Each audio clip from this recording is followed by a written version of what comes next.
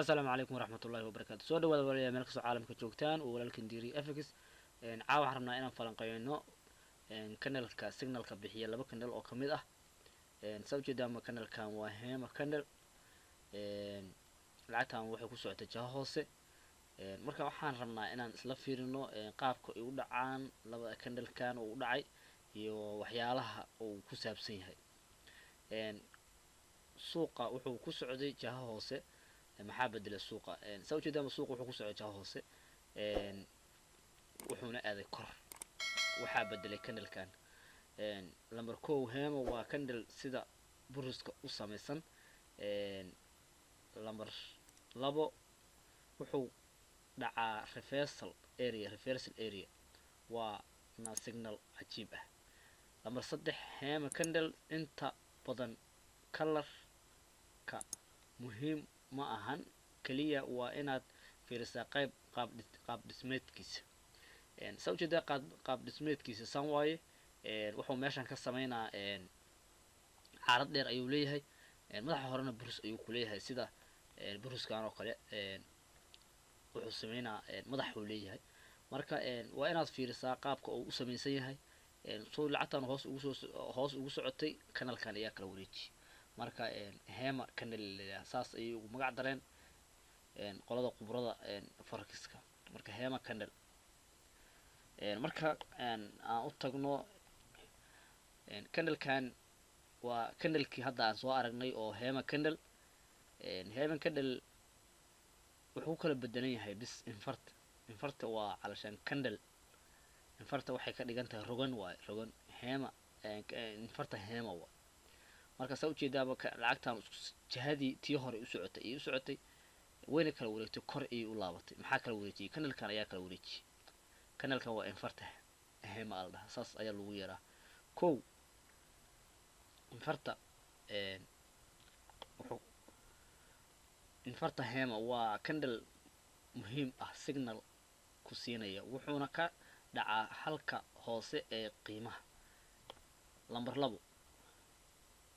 waxaad ku garan kartaa infarta Hema waa kanal caarad dheer leh dhanka kalena kale madax buuran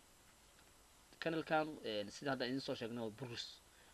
oo leeyahay madax buuran ayuu leeyahay lambar 3 wax kalar ah ma fiirinaysid marka red body marna waa blue body waa sax kanalkan mar saan isagoo ah ayuu red yahay oo guduud yahay oo kalarkiisu oo guduud yahay lacagtana corona saanon u dhacay marka infarta Hema muhiim ma ahan marka inaad baalka leeraa kalarkiisu oo yaa tiraato kanalkii hore guduud oo ahay ama blue oo ahay kanalkan ma ahan kanalkii aan raadinay marka ma u fiirinaysid kanalkan oo guduud oo ahay ma reed oo ahay qiimaha sidaas ayuu u dhacaa infarta leeyahay infarta Hema kanalyo badan oo sidaan u dhacaa jira laakiin magacyadooda waa idin soo kala sheegi doonaa insha Allah waxaana ka soo hadli doonaa kanalyo badan sida qaabka kanalada signalka bixiya qaababka ay yihiin magacyada ay kala leeyihiin sida ay u dhacaan qaabka ay qaab dhismeedkooda iyo magacyadooda intaba waxaan rajeynaynaa inaan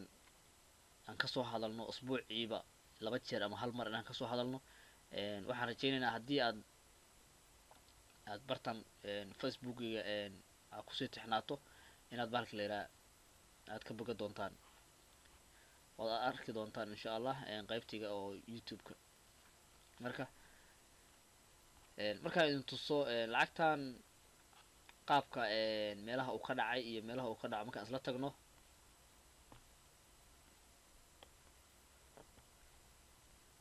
lacagtan hadda waa euro USD halkan waa kan hadda kan waa Hema haddaan si fiican kugu weyneeyo waa kan